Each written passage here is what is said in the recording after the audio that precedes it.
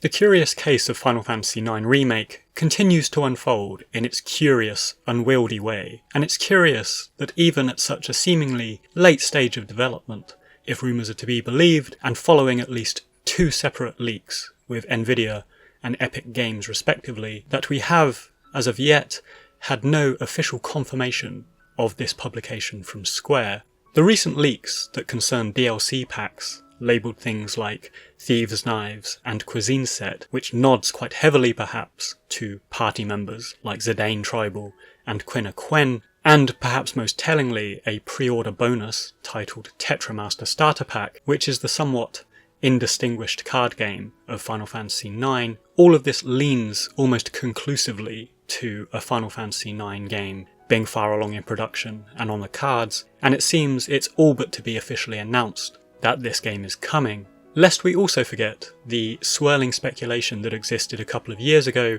about a Final Fantasy IX Anime or TV show being in the works as well, and while this has been dwarfed in recent times by the rumours of a full-blown remake game, it may potentially serve as part of a compilation, or as Square likes to term it, polymorphic content that may interrelate and emphasise or complement the story of a fully fledged remake game. So in this episode we are going to take a look at what these Final Fantasy IX releases might look like. Will this polymorphic multimedia content work for Final Fantasy IX, or will the combining of television storytelling and a game narrative be nothing more than an ill-fated union serving as a cheap imitation of the original? And ultimately, how might Square plausibly usher one of their neoclassic titles into the 21st century after the somewhat mixed reception of Final Fantasy VII Remake? Now, since the Final Fantasy VII Remake was released back in 2020, there's been increasing discussion around what other Final Fantasy games could and possibly should be remade. Naturally, many of these discussions hinge around the mid to late 90s era, which saw Final Fantasy VI, VII, VIII and IX released, all of which were met with critical acclaim. And following speculation, leaks, and the nostalgic push of the Final Fantasy Pixel remasters, for example, it now seems more likely than ever that other Final Fantasy games may be getting revisited and may be getting remade in future. Now,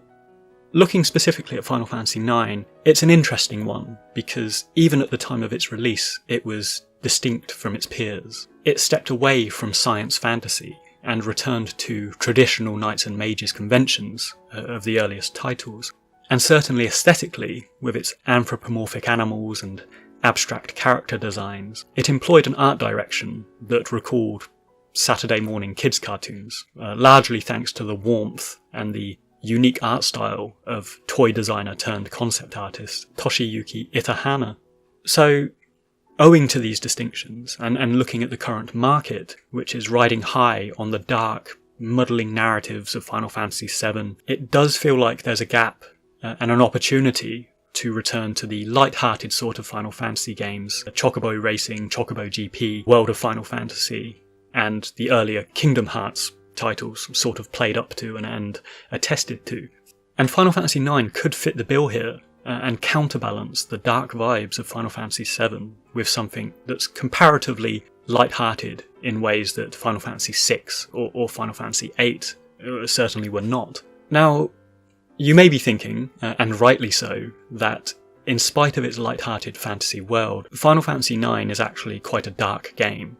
And as I covered at length in my Final Fantasy IX review, there is a lot of weighty existential themes and tragedy that's particular to the game, and particularly around characters like Vivi.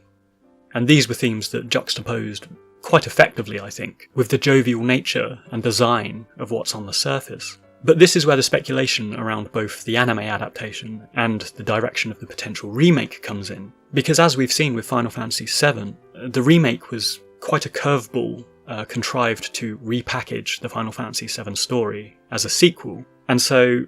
when it comes to revisiting older games and older Final Fantasies, it seems like all bets are off for how they may be adapted and delivered to a modern audience. Now, for me personally, in light of both the TV series and the remake speculation, it's impossible to say to what extent, if any, that they will change the story, but it does feel like Final Fantasy IX may be heading towards an episodic, multimedia compilation sort of direction with a broader audience in mind than what Final Fantasy VII or other games like that might have targeted. And by that, I don't mean necessarily children specifically, but much like Kingdom Hearts, which famously incorporates Disney and so on, it may employ a more universal approach to story that can explore the struggle between light and dark and even an existential quest for meaning, but in perhaps a less overtly harrowing way than Black Mages talking about people stopping, or the child Vivi watching dozens of Black Mages plunge to their deaths from an airship, for example. So for me, while some might balk at the rumours of a children's TV show, I don't think that necessarily equates to Final Fantasy IX's story becoming more juvenile, and I think actually it could be very fitting for Final Fantasy IX, extending to a potentially remade game world as well. And really, if we think about Final Fantasy IX, the framework of its story and the truly ensemble composition of its cast, where 1 minute we're playing as Vivi, then we're playing as Zidane, then Steiner,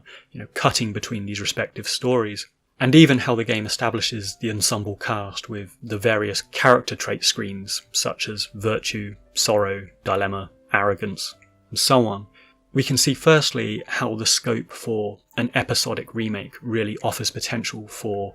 character development that was maybe absent in the first game, with Amarant being a prime example, as he's often considered a party member who didn't get much exploration in the original. But secondly, and going back to the accessible audience idea, these themes and traits of sorrow, virtue, devotion, despair that are appended to each of our characters are so universal and fundamental to human experience that I can really see them working in an accessible game story, and taking that life lesson approach to each of its characters that so much young adult fiction tends to do. And even looking at Kuja, for example, he's perfect because rather than being a genuinely evil, scary bad guy at the end of it all, he's actually a very muddled and quite a tragic character that is ultimately quite redemptive in the ending. So again, a story aimed at a universal audience is not something that I feel would detriment Final Fantasy IX, but simply reframe and slightly repackage what's already there. Maybe cut out some of the occasional swear words, put some clothes on Kuja and Lani before giving it to a 10-year-old. But I think that this could very much work, and much like Kingdom Hearts or World of Final Fantasy, which I'm playing at the moment and I'm loving it, Final Fantasy is a broad church, and I think there's equally scope for light and dark, juvenile and mature stories, of which Final Fantasy IX could go either way, depending on how it's packaged and delivered. So,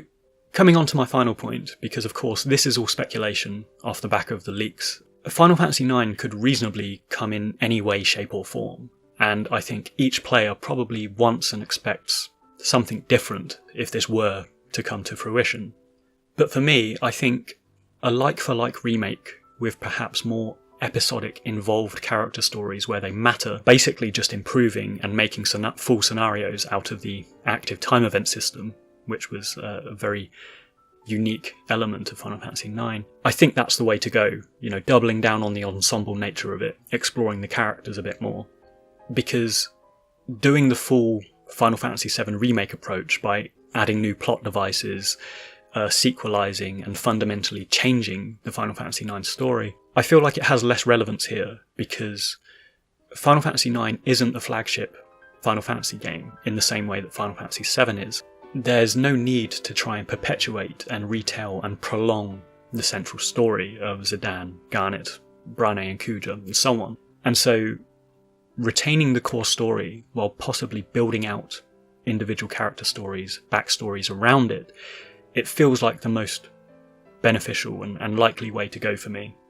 And I stated before in my Final Fantasy IX review that actually the core story of Final Fantasy IX, the main thread, looked at a certain way, it tends to matter less than actually the individual characters that comprise that story. And it's much more about the ensemble and the individual character journeys. Again, going back to the virtue, devotion, so on, is reconciling these individual dilemmas rather than the core story itself. So I feel like there's no need to sort of change that and necessarily redo the core story, but it may be a case of fleshing out the characters as they currently stand. We don't need whispers or any of this kind of crazy stuff going on. So there we have it, my brief thoughts and building anticipation, hopefully not unfounded anticipation, about this unique Final Fantasy potentially being revisited down the line in a very big way. And where Final Fantasy VI and Final Fantasy VIII are among my favourites, and I can appreciate why some Final Fantasy VIII fans may feel a bit snubbed that this game seems to have been skipped over so far, I can see the business case for this, and the appeal in bringing Final Fantasy IX forwards. It is a little bit different, and it is more accessible and distinct in many ways, I think. And indeed, while I've made many videos about Squall and about Cloud Strife and how very different they are, I can see why kind of sandwiching a Final Fantasy VIII Remake alongside installments of a Final Fantasy VII may seem a bit too comparable for some audiences, particularly outside audiences, because on the surface at least, we have the moody protagonist of Cloud and we have the moody protagonist of Squall. And then turning to Final Fantasy IX, we have something that is completely divorced from that with Zidane, and is something that is currently missing